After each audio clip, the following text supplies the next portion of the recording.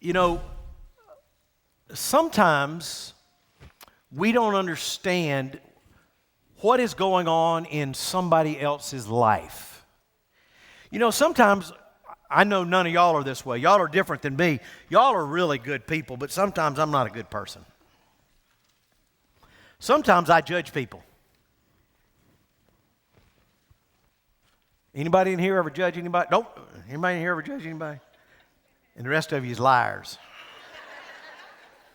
All y'all watching out there on TV, I know y'all judge people too sometimes. We all do. Everybody in this room, we all do. And what do? We look at somebody on the outside and we can make a first impression judgment, or we can make a judgment about what we think they really are, and we really don't know. We really don't know them. And to be honest with you, the first time Marcus showed up here, I probably was a little bit judgmental. I mean, you don't ever see me up here in split blue jeans.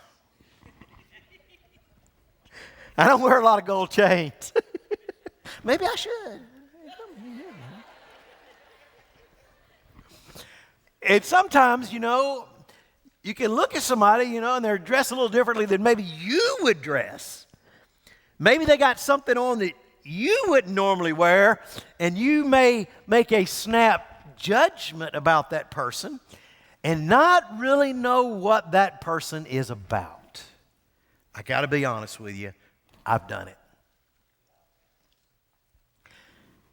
The more I got to know Marcus, the more I hung out with Marcus, the more he tried to teach me dance moves and I couldn't do them, the more I understood that there was way more to this young man. There was a spiritual depth to him.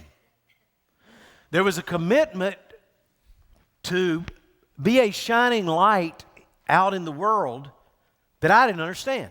I didn't know. I didn't know his mom and dad were awesome Christians that held that boy to the letter of the law.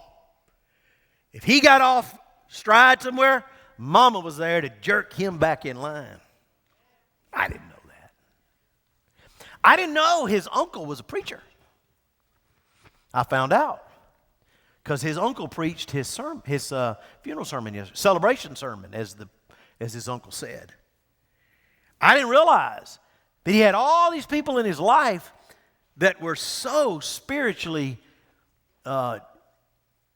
in tune with God and helping Marcus do the right thing and be the right person. And irregardless if he had split jeans or gold chains or whatever, he wanted to live for God and to serve God. That's what he was all about. And the more you got to know him, the more you figured that out. And yesterday at that service, his uncle got up. He's a black man, an African-American man. And he got up and he said, "You people over at Marcus Pointe," he said, "y'all fooled me." He said, "Y'all just took Marcus in and loved him." He said, "And you know, I was trying to keep him over at my church, and he loved y'all so much he kept going over to your church." And he said, "You know, it was incredible." And he came up to me after the service, his uncle did, and he said, "Pastor, I want you to know something." He said, "When I get my chance," he said, I'm going to get some breaks here. He said, "I'm going to be sitting on the front row of your church." He said, "You got an awesome church." And I thought, wow. And here, sometimes I'm judgmental of people. Are you with me? Yes. You ever do that? Yes, sir. And we really don't know, do we?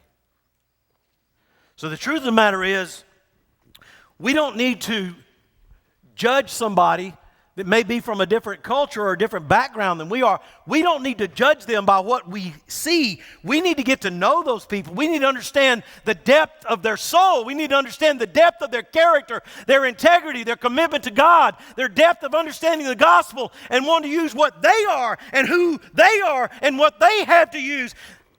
We need to understand that they're using what God has given them in their way to represent the gospel of Jesus. And we need to cheer those people on. Yeah. Thank God the day of legalism in this church is gone. Thank God the day of us being judgmental towards people that are not like us. Thank God all that's gone. From time to time, it still crops its nasty head back up, but we need to chop it off. Every time it crops its head up, we need to chop that head off, and we need to focus on who people are and how God can use them and who they are, even if they're different than I am or you am. Amen? That's good preaching, preacher. Don't stop right there. Go a little further.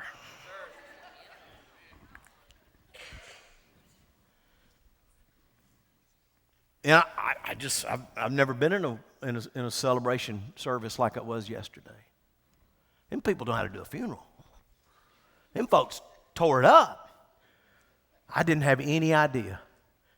It was awesome. And our praise team and band, I don't know how many of you saw the service, but our praise team and band led the worship at Three Circle Church over there in Fairhope. And it was like, wow. Our team just took the whole service to the throne of God. And we were all not having a funeral service, we were having a worship service. And it was awesome. Now, Jeremy picked the song Breakthrough today as a new song for us. He didn't know 6 weeks ago that God spoke to my heart and gave me this sermon series entitled Breakthrough Moments. My staff didn't know up until just in the last few days, even what I was going to preach on, because I like to keep them in the dark. I don't always tell them everything I'm going to do. They like to know way ahead of time, and I say, nah, I'm not going to do that, y'all. But God told me 6-8 weeks ago, I mentioned this to the staff. I don't know, 6 or 8 weeks ago. I mentioned to them, hear me, the way God works in people's lives is God brings us to a point to where if we're going to move forward in our life, we have to have a breakthrough moment. Some might call it a defining moment. Call it what you want. But there are times in our lives when God brings us to a point that we have to have a moment where we break through and we get through what we're going through in order for us to get victory, in order for us to go forward in our lives. We have to have that breakthrough moment. And if you look at the people in the Bible that God used in a great way, in a big way, here's what you'll see. All of them. I can't name you any of them that it didn't happen in this way. All of them came to a point in life where if they didn't have a breakthrough moment, they were not going to go forward. They were going to go backwards. They were going to be losers, and we wouldn't even be talking about them here today. So it was the breakthrough moment in their life that pushed them forward to become what God wanted them to become. Maybe they were defining moments, whatever you want to call it, but that's what they were. And I'm here to suggest to you this morning that you and I are in the same place in our lives. If we want to be powerfully used by God, if we want to be men and women that God can give victory in our lives and move forward and not be controlled by the past or held back by the circumstances of life. Somebody said, or I heard somebody say, if it weren't for the circumstances of life, I wouldn't have moved, done this or done that. And here's what I'm telling you about that. When you allow the circumstances of life to control what you do, that means you're under the circumstances. You shouldn't be living under circumstances. You should be living on top of circumstances. And when circumstances start controlling your life, you're in a bad position. You need to get on top of the circumstances. You need to ask God to give you a breakthrough from those circumstances and not be controlled by what the circumstances of life bring at you. We're going to go through several people in the Bible in the next few weeks that had breakthrough moments. The first that we're going to talk about is a man by the name of Daniel. Anybody ever heard of Daniel? Sure you have. Daniel and the what? You people are Bible scholars. Bible scholars. Daniel and the lion's den. Daniel chapter number 6, beginning in verse number 1. We're going to see how Daniel had a breakthrough. It was faith over fear. His breakthrough was faith over fear. Daniel chapter number 1. Chapter 6, verse number 1. And it pleased Darius to set over the kingdom.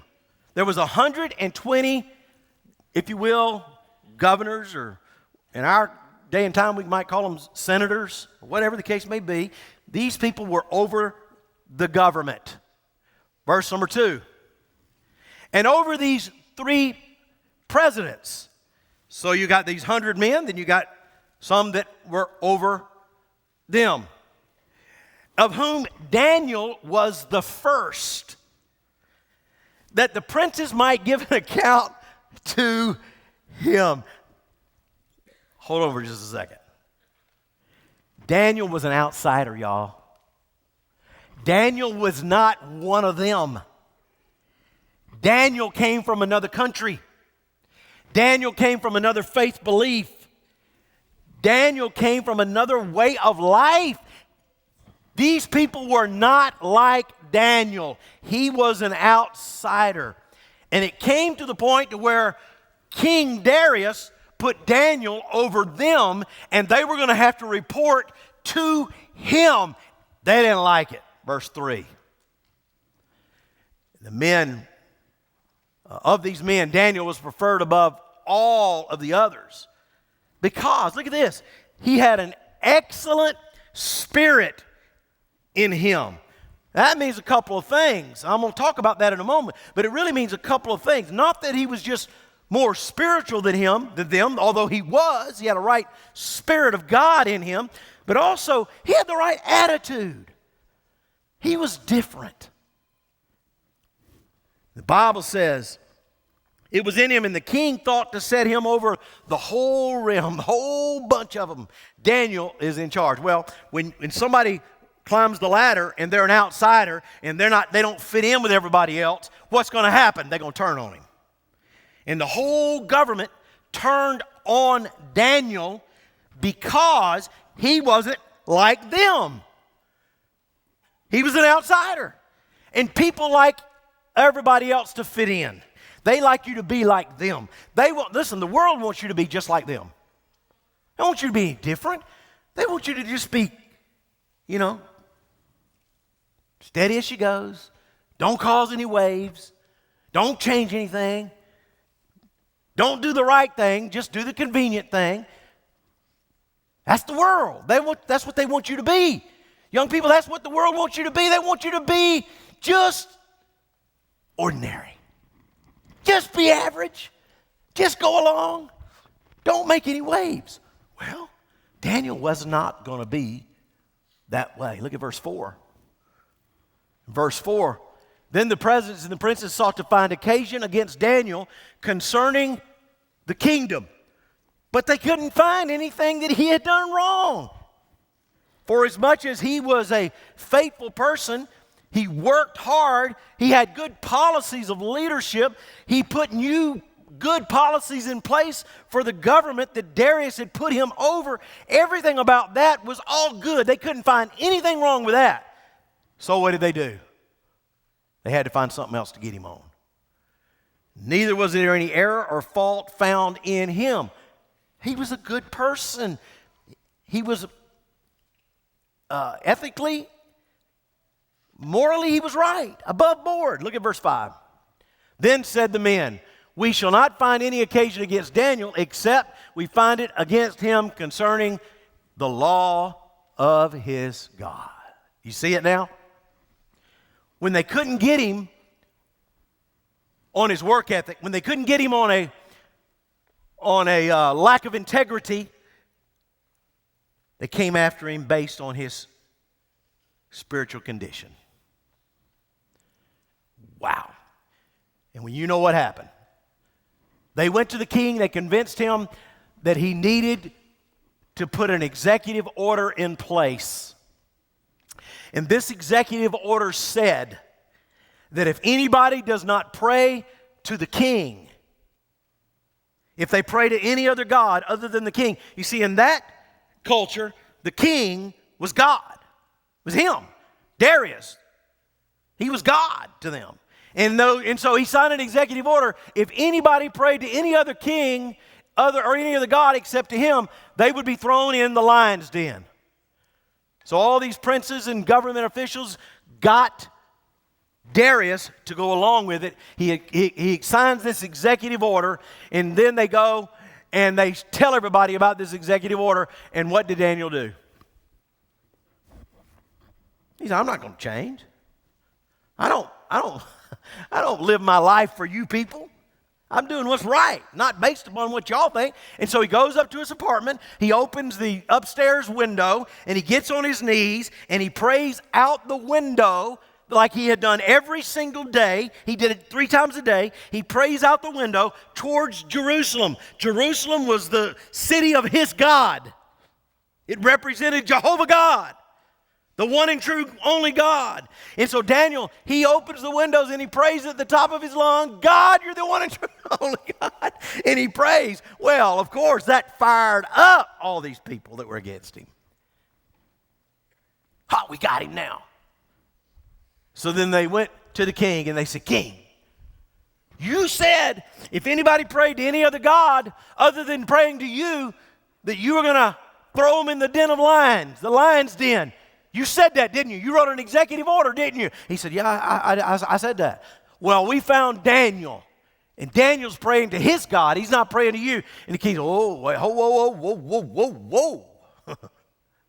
Now, that's in the original Hebrew there. Whoa.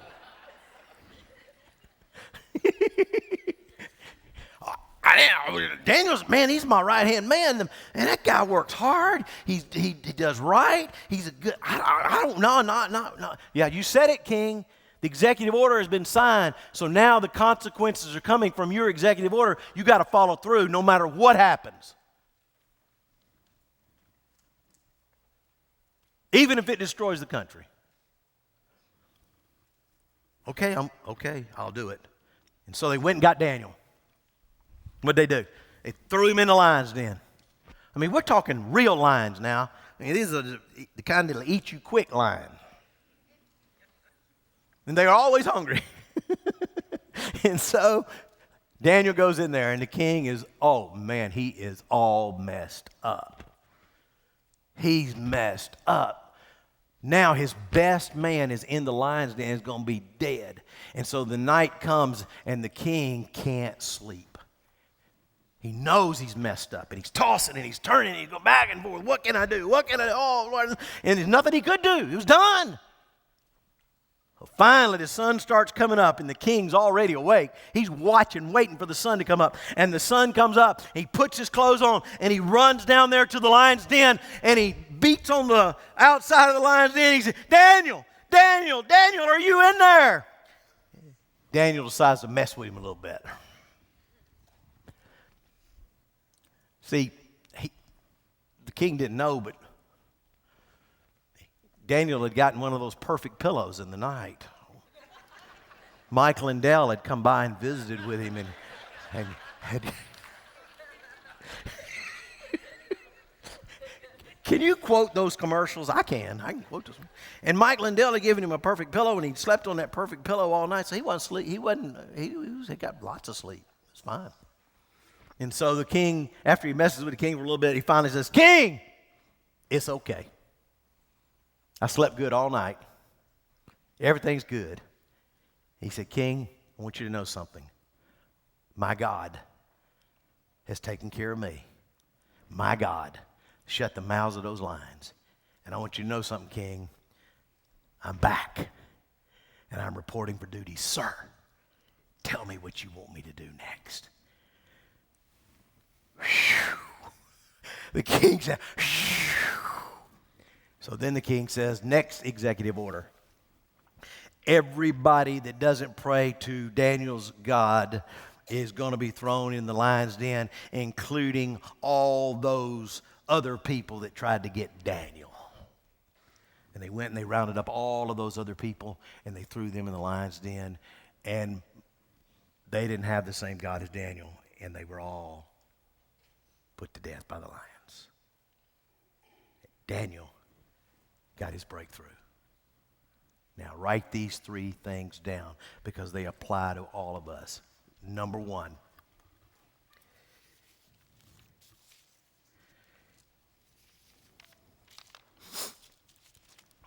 Daniel decided ahead of time how he would face the problems of life when they came. No matter if it was people or circumstances, no matter what it was. Listen to me now, don't miss this.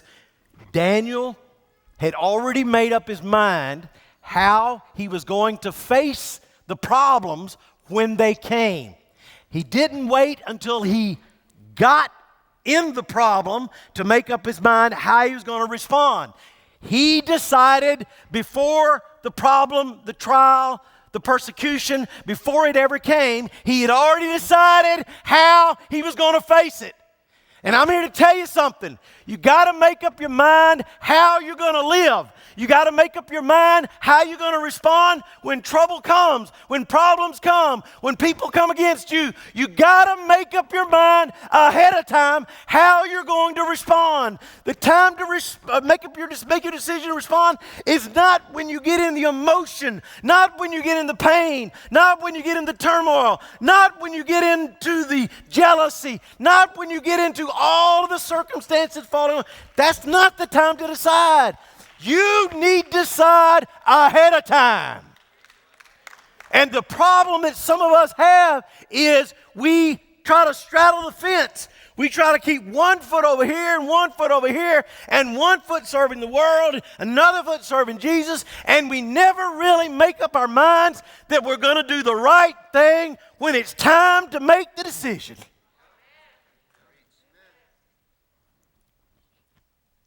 You hadn't decided. You're still trying to straddle a fence.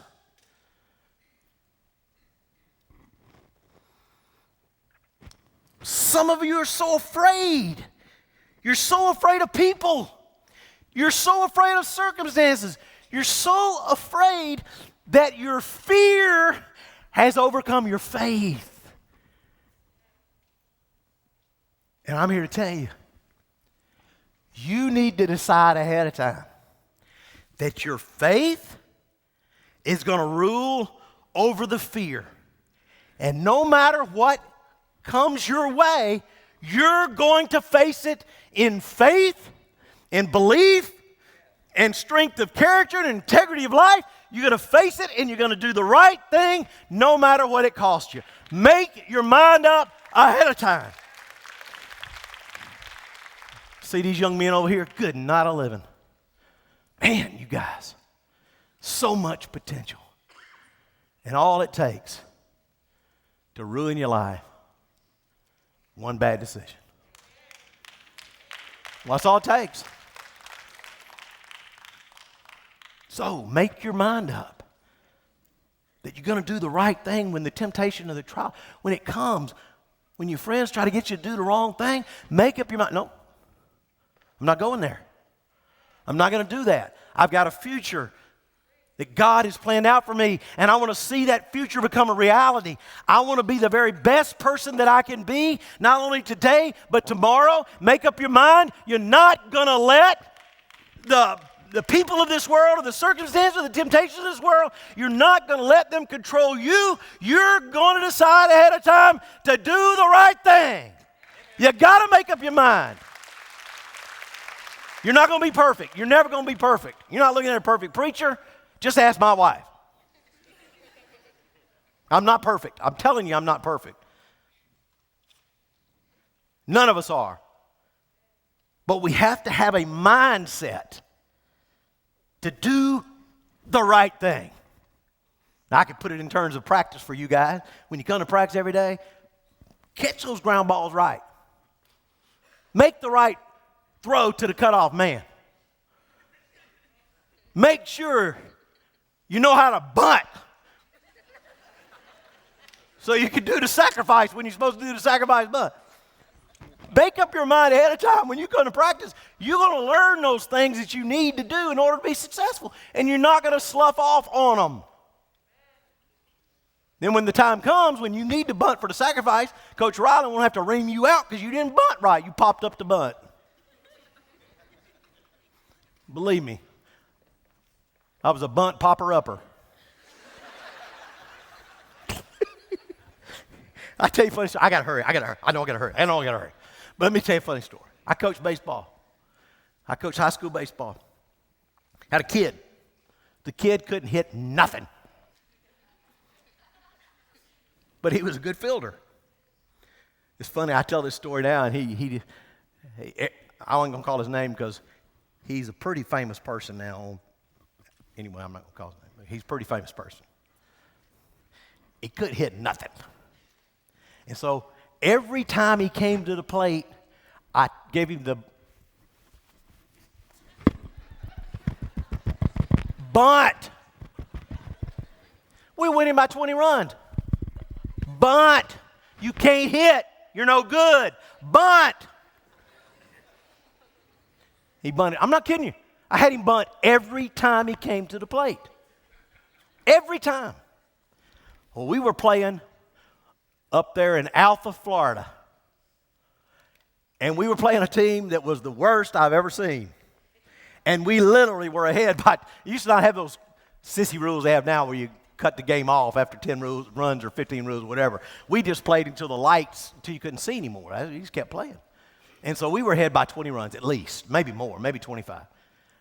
And so the bases are loaded. This kid comes to the plate. He looks at me.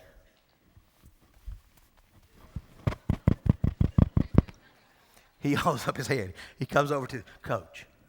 Please, the bases are loaded. We're ahead by 20 runs. Just let me hit. No, you need to bunt. Coach, please, let me hit. You've not let me hit the whole season. Please, let me hit. We're having this, talk out there. I said, all right, but I'm telling you, if you strike out, it's over. You understand me? Yes, sir, Coach. Gets up there. Grand slam home run. The boy hit a grand slam home run. He goes around the base. He's doing this. He's jumping around like this. He's doing all this kind of. He comes around third base. Yeah. Told you, Coach.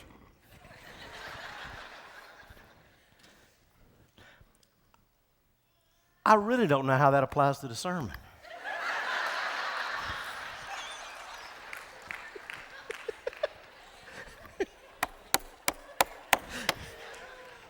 Be ready when your time comes. That's all I'm saying. Throw it in the sermon. And what I'm saying to you guys today is don't wait until you get ready to do what is coming. Already be ready. Yesterday when we did the service, Jeremy said, man, Jeremy, you guys would have been so proud of Jeremy. He had to do, he had to talk about Marcus.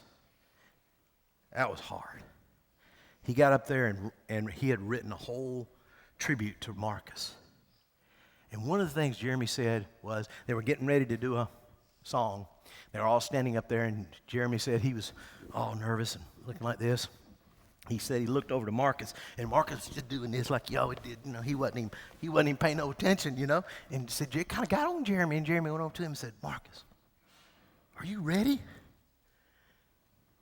Marcus said, I live ready, so I don't have to get ready.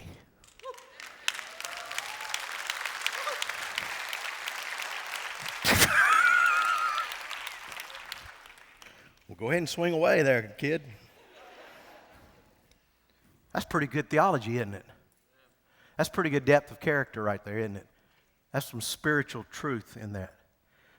Folks, we ought to just live ready so you don't have to get ready when you face that wall.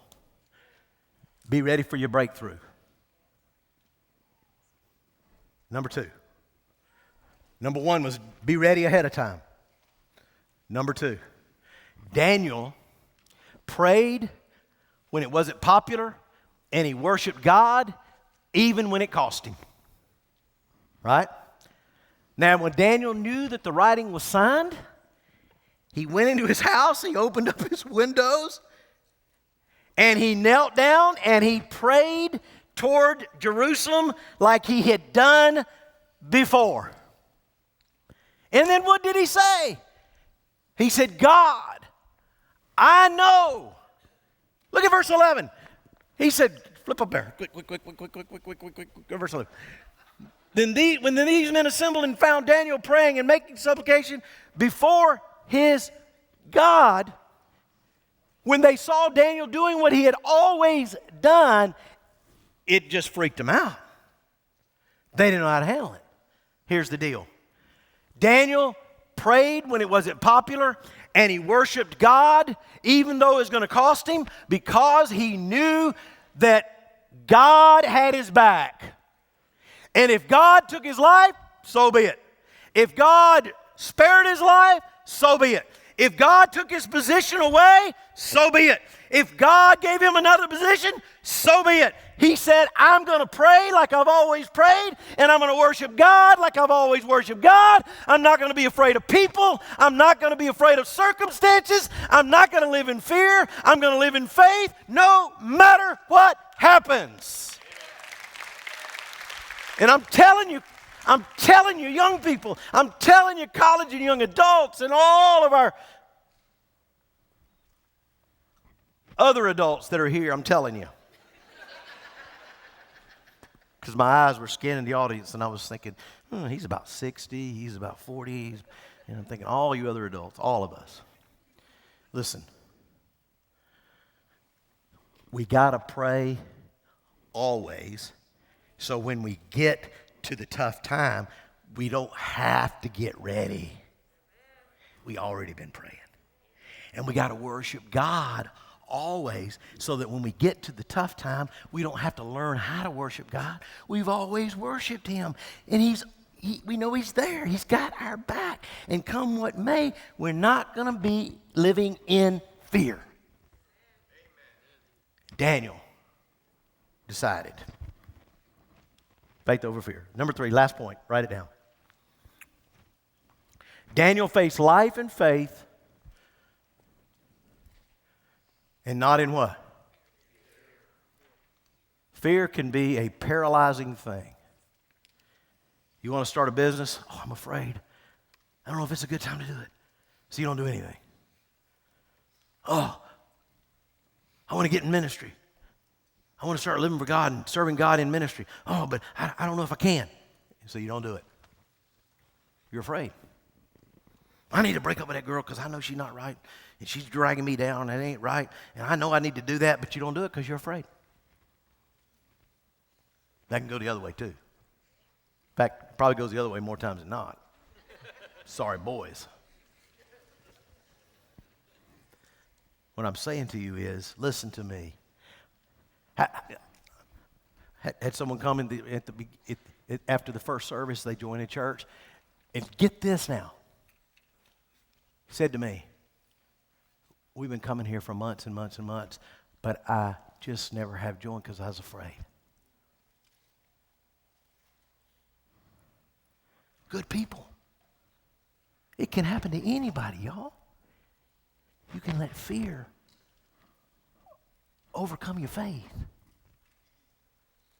Daniel said to the king, the angels came and shut the mouths of the lions. I'm okay, king. Everything's all right. And I'm saying to you, have faith in God and just let God send his angels to shut the mouths of those that come against you. Shut the mouths of the circumstances that cause you to be afraid. Shut the mouths of whatever it is that's causing you to stop and not move forward. I'm telling you, you need to have a breakthrough. Daniel had his breakthrough. It was in a lion's den, and God delivered him. Yours might be your marriage. Yours might be a financial standing. Yours might be your kids have gone astray. I had someone say that to me after the first service. Pastor, thanks for mentioning the kids, because we got kids that have gone astray, and it's killing us. Some of y'all are that way. I know. You need a breakthrough. Let me tell you something. You got to do the right thing and have faith over your fear, and let God give you the breakthrough. He wants to. And after the breakthrough comes the victory. Amen? So, let's trust God. Let's pray. Let's worship. Let's live for him and make up our minds ahead of time that we're going to do it. And not let fear overcome our faith.